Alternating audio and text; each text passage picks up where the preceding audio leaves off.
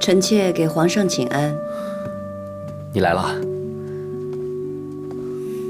这2日在丧仪上，看皇上唇干气燥，眼睛里也是红红的，所以臣妾给皇上煮了1碗杏仁露，润润肺。过来吧。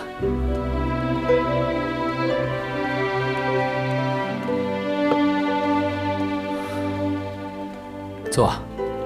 皇上，朕叫你坐你就坐。哼，哎，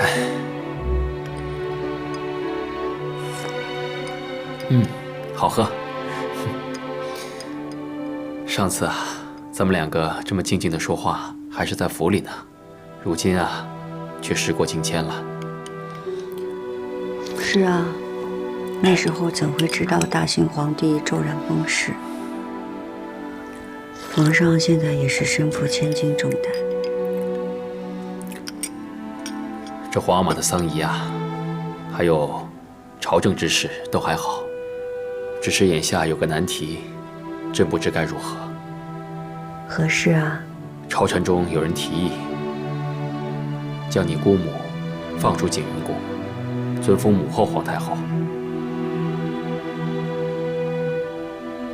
这么多年了，你也希望你姑母出来吧？臣妾自然是希望姑母可以解了禁足，安享晚年，臣妾也可以尽一份孝心。但是下令禁足姑母的是先帝，尊封母后皇太后又是国事，臣妾也不便说什么吧。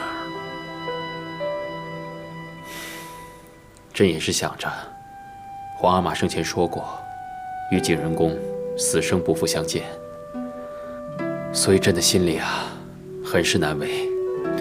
可朕又想，要是放你姑母出来，恢复了尊荣，你的背后也可有个倚仗，也可过得畅一些。皇上为姑母和臣妾思虑，臣妾万分感激。只是皇上也不必过分担心，事情总有解决的法子。如若艰难，皇上也不用太为难自己。朕知道了。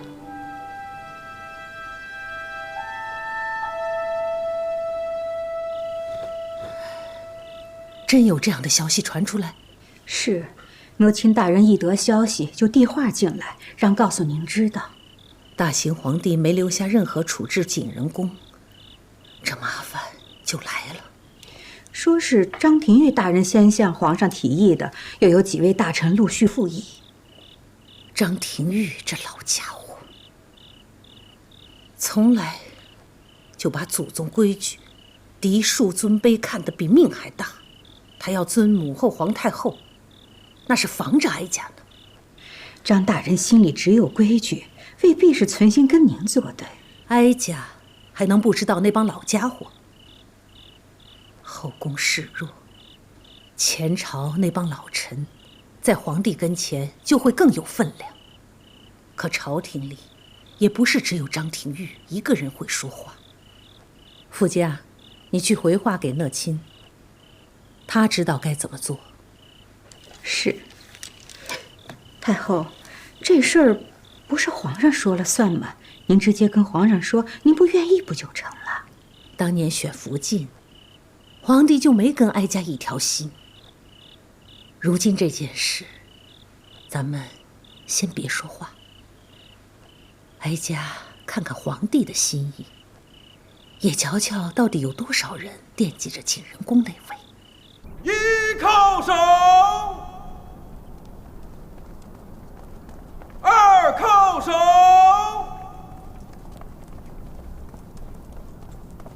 三叩首，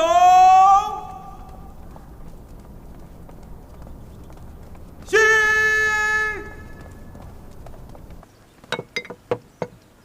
皇额娘，今日的膳食是儿臣等各自进献的，请皇额娘尝尝。太后，是否先饮汤？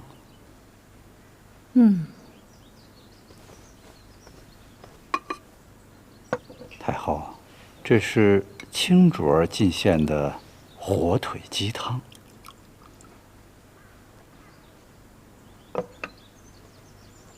好好的鸡汤，用味儿重的火腿相佐，喧宾夺主。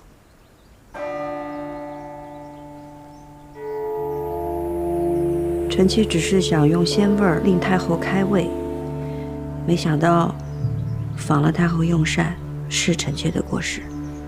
两样东西炖一块儿，分了高低主次才好。想要并重，反而坏了味道。臣妾知错。看来这两样东西不能并重。太后，臣妾下回给您炖清鸡汤喝。叫人把这些东西都撤了吧，哀家没有胃口。皇额娘，您近日为心底哀痛，身子本来就不适了，若饮食再清简，那就更撑不住了。您好歹还是禁一些吧。太后好不容易尽些晚膳，却被青音姐姐败了胃口。今日下午还有好几个时辰的哀仪，青音姐姐是想让太后饿着身子熬在那儿吗？臣妾有失，甘愿受罚，还愿太后顾及凤体，多进一些吧。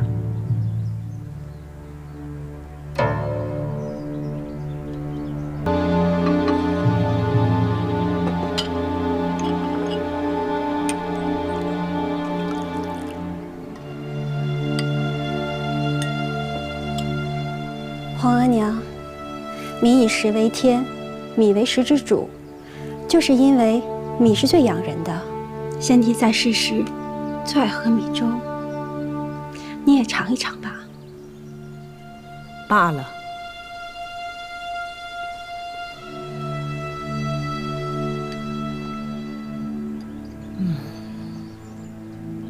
说来呀，这一饮一食能有多大讲究啊？无非是审时度势，不要自作聪明罢了。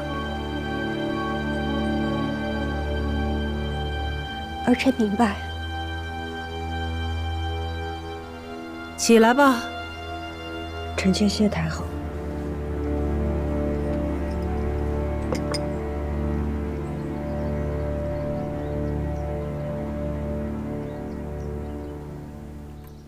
皇额娘，真的这般对青音？是。让她受苦了。你送些躺伤药到她阁中，叫她别难过了。这都烫红了，太后的心也太狠了，只是一碗汤而已。你今儿是怎么伺候煮的？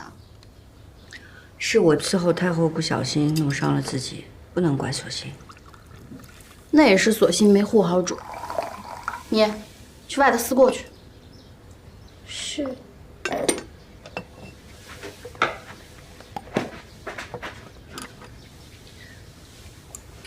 阿若，索性是前邸里从了新字辈的大丫头，你说话也得留意些，别总是颐指气使的。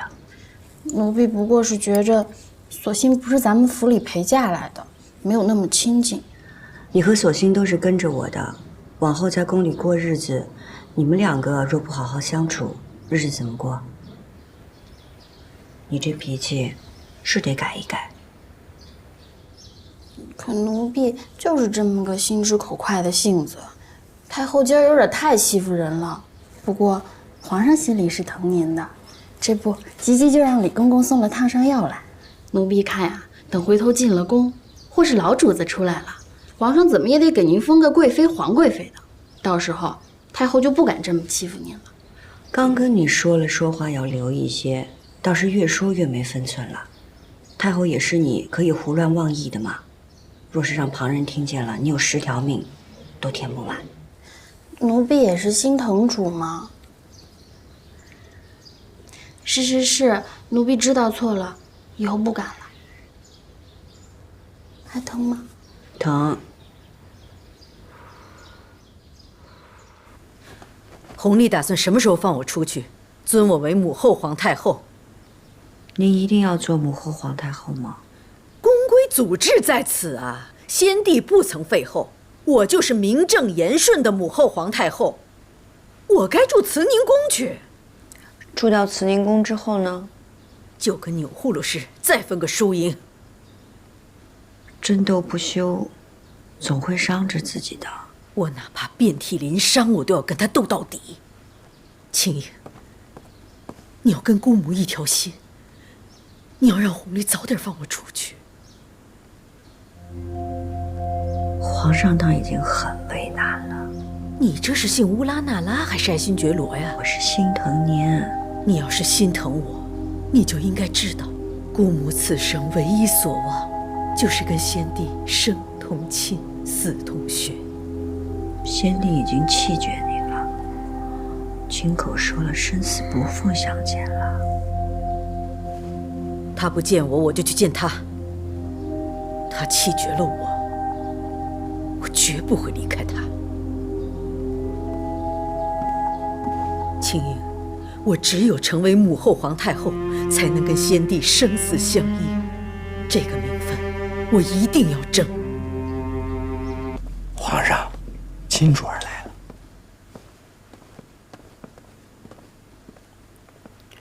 皇上，坐吧。这么晚怎么来了？臣妾知道皇上一定还在为姑母的事烦忧。朕也希望这件事情尽快有个决断。只是礼法和孝义，终究难以两全啊。皇上，臣妾想求您一件事儿。你说。能否让姑母去行宫颐养天年？你这么想的？如果您以太后的身份在行宫供养姑母，哪怕暂时不要给她名分，您对那些尊嫡的人也可以有所回应。然而对那些阻挠姑母尊封为母后皇太后的人，他们看姑母离开了紫禁城，又未被尊封，想来他们也不会说什么了。至于太后那儿，臣妾也想过了。若两宫太后在紫禁城并立，这二位老人家争执了一辈子，日后也难免两相里不容，后宫不宁，皇上也烦忧。不如让姑母去行宫安养天年，避开太后也是好的。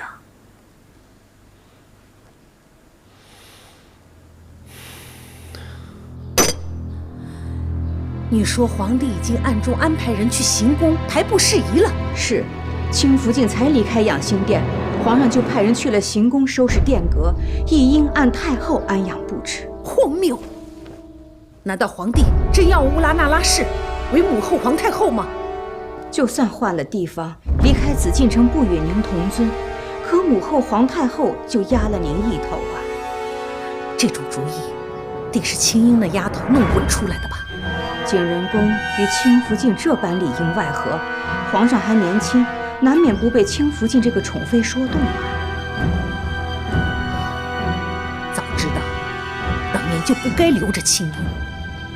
明日丧仪之后，你让她来找哀家。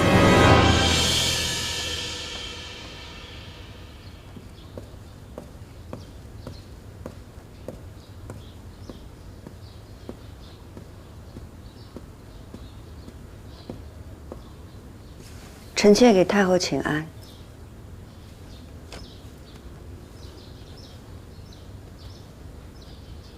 被福家换来了永寿宫，你怕不怕呀？被太后召唤，臣妾怕的是侍奉不周，未能替皇上尽一份孝心。你的孝心都进去了景仁宫吧？太后，请恕臣妾冒昧。景仁宫是臣妾的至亲，臣妾不能不去看望他。就是去看看。臣妾也求了皇上，让姑母去行宫颐养天年。痴心妄想！你是觉得，你如今可以仗着皇帝对你的那点情分，来压哀家了吗？太后，臣妾没有这个意思。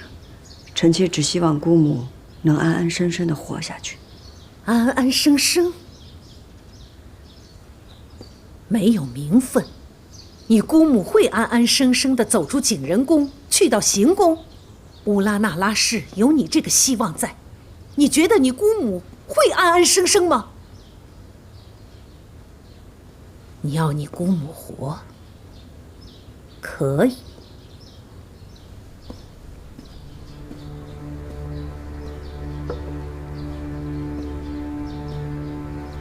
除非他没了你这个倚仗，哀家倒可以给他一条活路。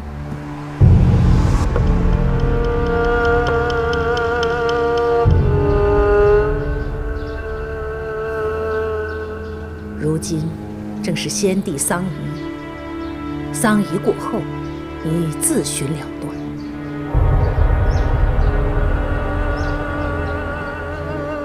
你不求哀家开恩饶恕，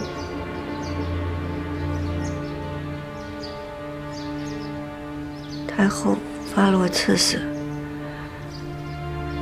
自然主意已定。臣妾知道求也无用。你要不死，也不是没有办法。哀家可以给你一条路选。乌拉那拉氏，有你姑母，便没有你；有你，便没有你姑母。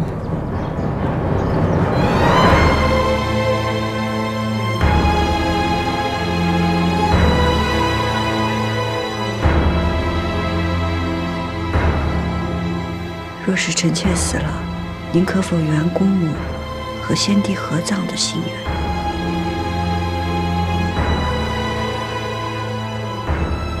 你倒真有孝心。只要他在行宫安分养老，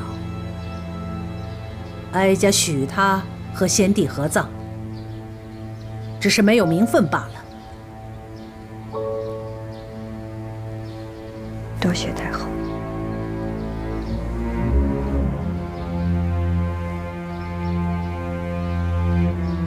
不过，皇帝若是知道你今日与哀家所言，你姑母便会和你一样，活不得。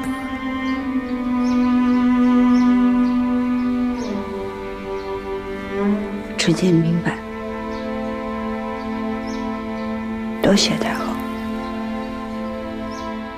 朕已经安排的差不多了，只是没想到风声传了出去，朕呢，还得要顾及皇娘的心意。为了安抚皇额娘，也为了你姑母，来日能好好颐养天年，按太后奉养她的事，朕还得慢慢安排。皇上的难处，臣妾都明白。臣妾是替姑母难过。你放心，朕会将景仁宫移至圣经旧宫，好好安养。在这件事情上，他只是缺了一个名分罢了。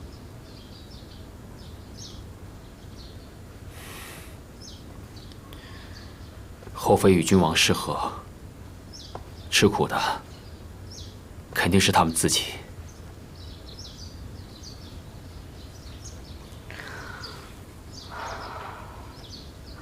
还请皇上顾怜姑母，不要让她在圣经旧宫吃苦。瞧你这话说的，你放心，朕呢，每一次去圣经，都会带你去探望她，平时也会派人多多伺候她。臣妾多谢皇上。你要谢啊，就别嘴上说说。朕惦着你的暗香汤呢，什么时候给朕再做一碗？梅花都没开呢，怎么做暗香汤？朕知道你喜欢梅花，秋天过了就是冬天，会开很多梅花，到时候多做几碗给朕喝。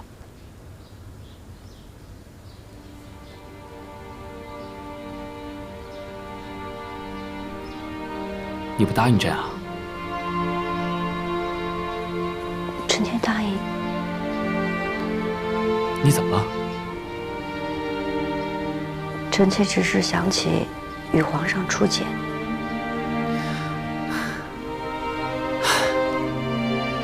当日咱们一起听了一出墙头马上。墙头马上遥相顾，一见知君即断肠。朕记得。景，你和朕是年少情谊，虽然没有成为嫡父间，但你和朕的情谊是谁也比不了的，知道吗？臣妾明白。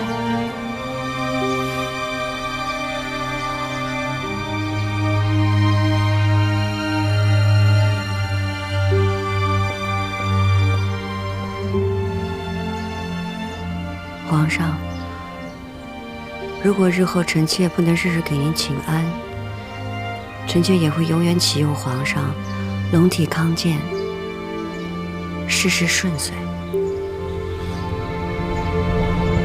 这是干什么？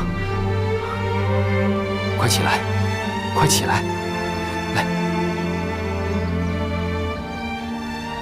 你今儿是怎么了？啊？不过朕也明白你姑母之事。一个女人为了名分，一生悲苦。朕明白你，朕和你一样怜悯你姑母。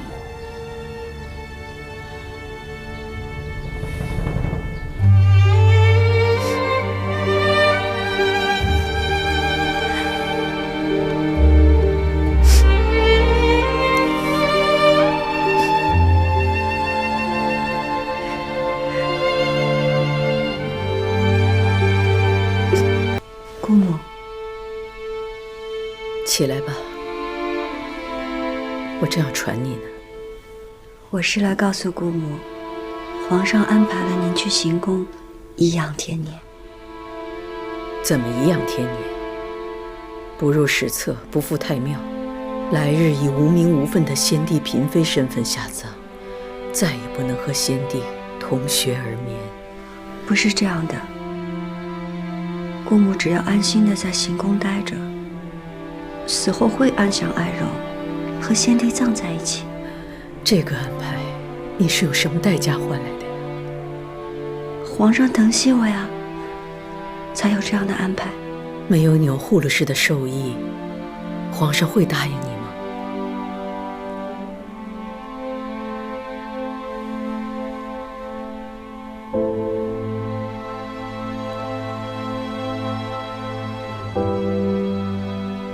他一定也让你选择。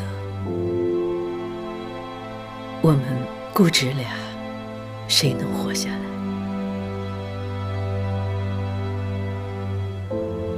太后也来找您了。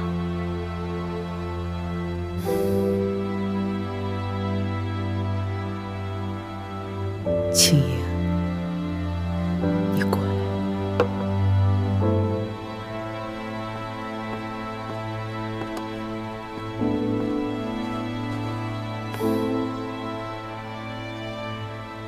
姑母知道你的性子，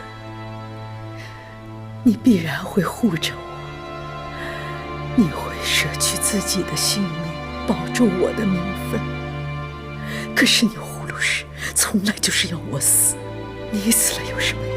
再说你死了，你心爱的弘历会放过我吗？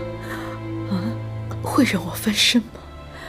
就算他顾及到我是你的姑母，可我是堂堂大清的皇后，我怎么能够在钮祜禄氏的鼻息下没名没分，苟延残喘？姑母必须得死，他才会让你活下去，你才能够延续乌拉那拉氏的荣耀。你已经有了皇上的眷顾，你是乌拉那拉氏唯一的指望，你要得宠，你要做皇后。可是姑母，我从未妄求皇后之位，我只想跟皇上恩爱长久。你心里有弘历对吧？难道不想跟他生同寝，死同穴吗？你只有成了他的皇后，才能跟他生死不离呀。可是富察氏是一个好福晋，她将来也会是一个好皇后。庸庸碌碌，没有心气，乌拉那拉氏怎么就出了你这样一个女子？姑母，姑母，你怎么了？佛上，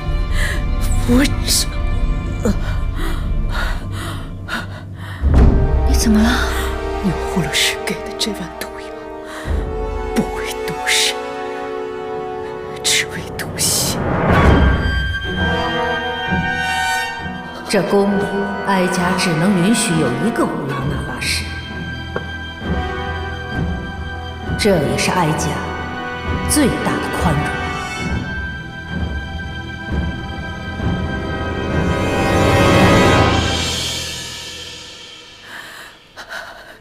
青莹啊，你要看着我死，证明我不是卑鄙自裁，而是有份报比，怪不得任何人。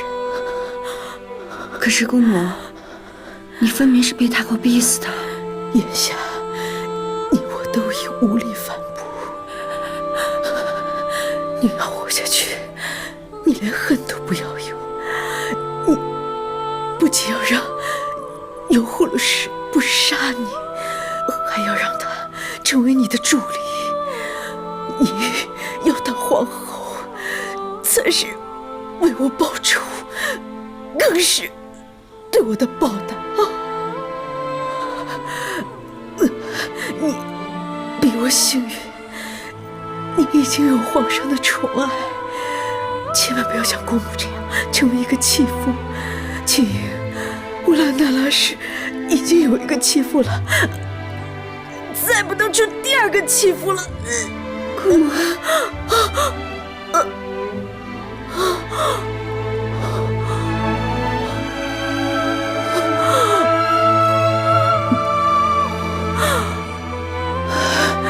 那一年，先帝封我为皇后，那是我最好的时光，身也殊荣，我爱的人也没有离开我。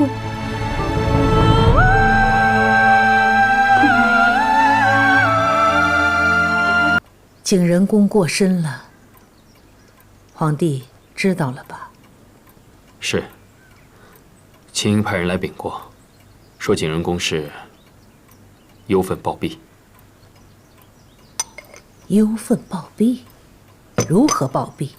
不是自裁？秦英是景仁宫的侄女，所言应该不虚。那无论如何，景仁宫身份尴尬，他的丧仪，皇帝打算如何处置啊？虽无尊封，但先帝到底是未曾废后，景仁宫又因为皇阿玛驾崩而伤心暴毙，儿子打算以皇后之礼将其安葬。既无尊封，就不能以皇后之礼下葬，也不能与先帝同葬，才是先帝所言的死生不复相见。皇上，张廷玉求见。让他进来。这。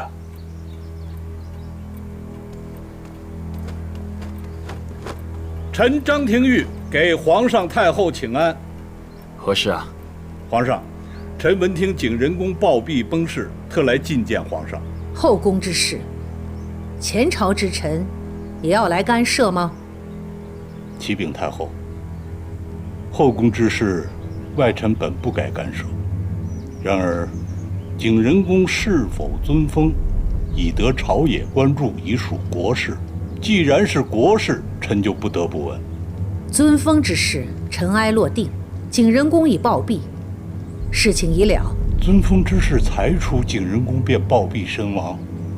皇上，其中曲折实在是令人遐思，臣请皇上一定要细查此事。历来帝王驾崩，后宫总有人伤心离世。景仁公过世，有什么可遐思的？但是这次过身的毕竟是大清曾经的皇后，哪怕先帝与景仁公多年不睦，哪怕先帝曾言此生不复相见，就算是没了尊位，景仁公也不该不明不白的暴毙呀！怎么叫不明不白？张大人此言难道是对哀家有疑？总还有张大人愿意为老主子说话。张大人最重朕的。王者又是素来与太后不睦之人，彻查此事。臣妾乌拉那拉氏求见皇上。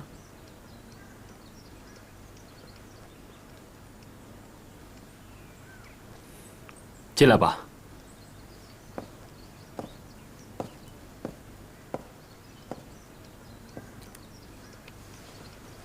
臣妾给太后、皇上请安。起来吧。给娘娘请安。娘娘，臣张廷玉正与皇上谈景仁公暴毙之事，娘娘是景仁公的至亲，务必为他讨个公道。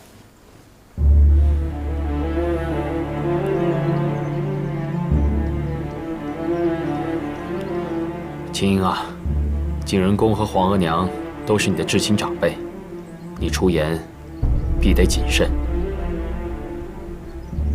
是。张大人，我因姑母去世，悲痛万分。可公道二字，却不知道张大人从何提起。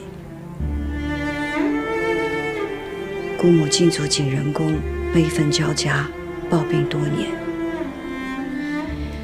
因先帝驾崩，姑母过分忧心，而居然离世。当时我侍奉在榻前，亲眼看着姑母驾鹤西去的。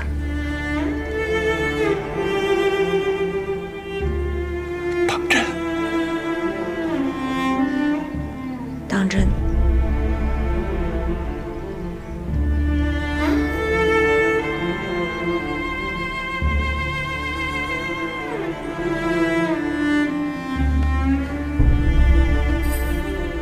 太后、皇上，姑母过身，确是因为太在意和先帝的情分。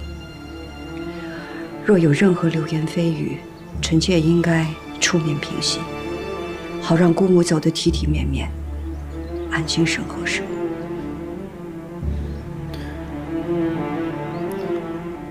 皇娘，那景仁宫的丧仪，还是得办得体面些。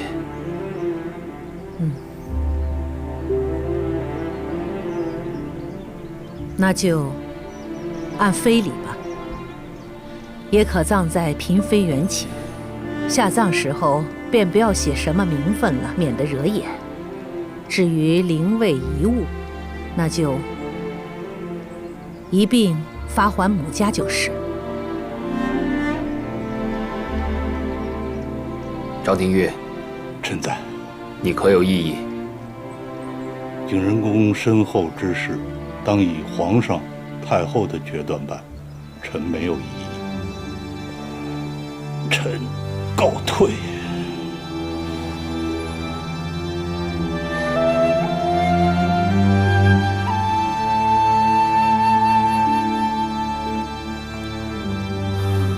青英，此刻只有你与朕，你告诉朕，景仁公是怎么过身的？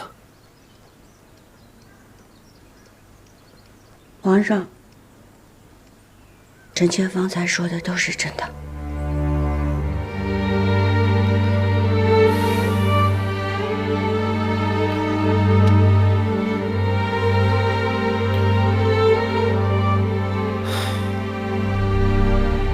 这事了了，也就罢了。要是景仁公活着，总是会牵连到你。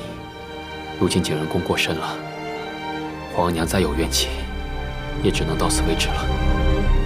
只是这事情虽了了，这些日子你也别到处走动，免得惹人注目。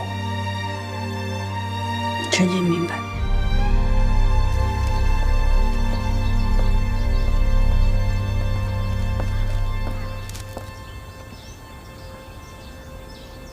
太后您放心，青竹也是个聪明人。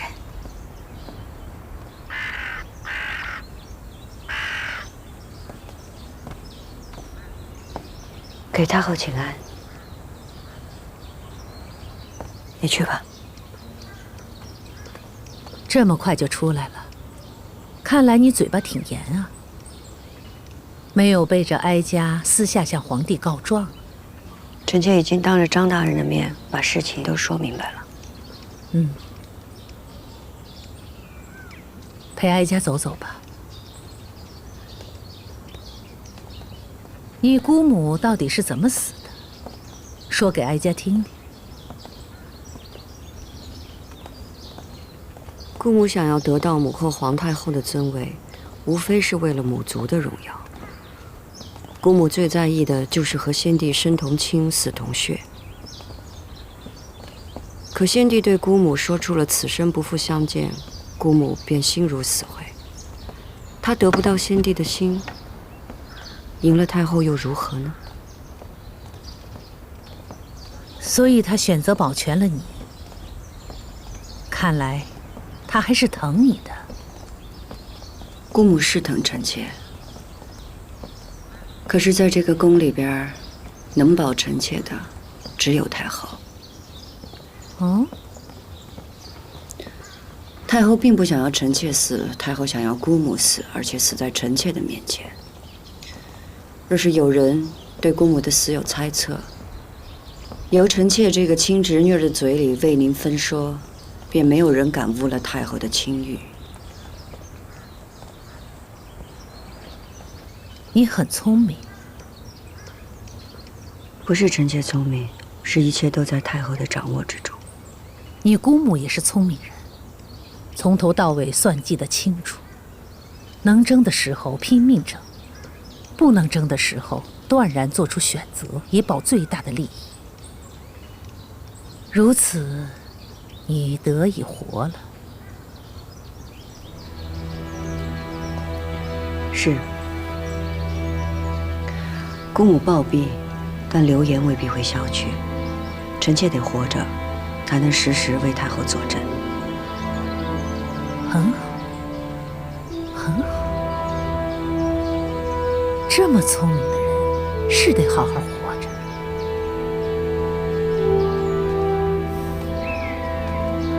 谢太后。主儿。